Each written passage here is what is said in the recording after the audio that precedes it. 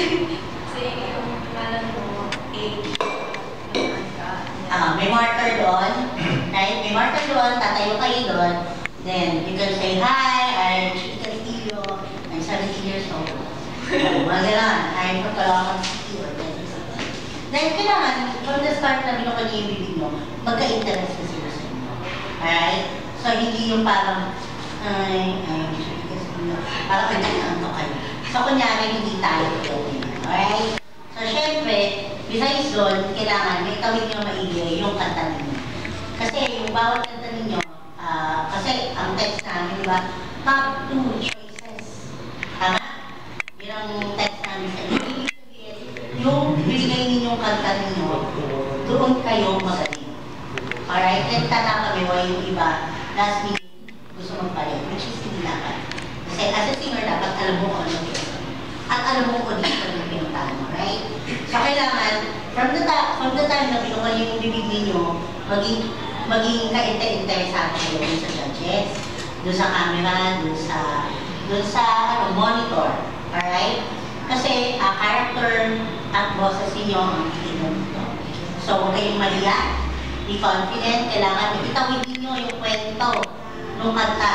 Kaninong version niya kanta niyo? Kaninong version? Amen. Ha? Sa inyo.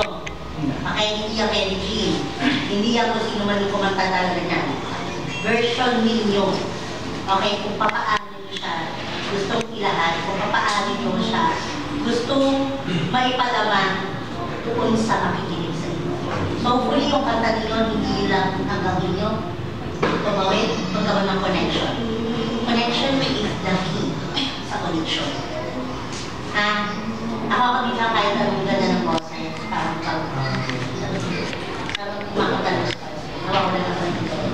Makikilan si Ate Ivy. Ganon. So, you need to connect. Okay? Alright? Atcha. guys, ito na naman yung lyrics. Huwag na kayo mag-ano. Ituloy nyo lang. Kakatapos lang. Akalimutan, sorry, pinakalimutan ko. Tuloy nyo lang. Tuloy lang. Stage performance. Kunyari ano, parang gumawa sa rin ng lyrics. Hindi ko naman nakakaalam. Promise. I-daan nyo sa feelings. Parang nakalimutan niya, sorry ko nakalimutan. Stage performance, stage presence. You are here to what? To impress, right? Yeah. So, huwag ka na ako sa loob mo na. Alright, good luck. Wala pa.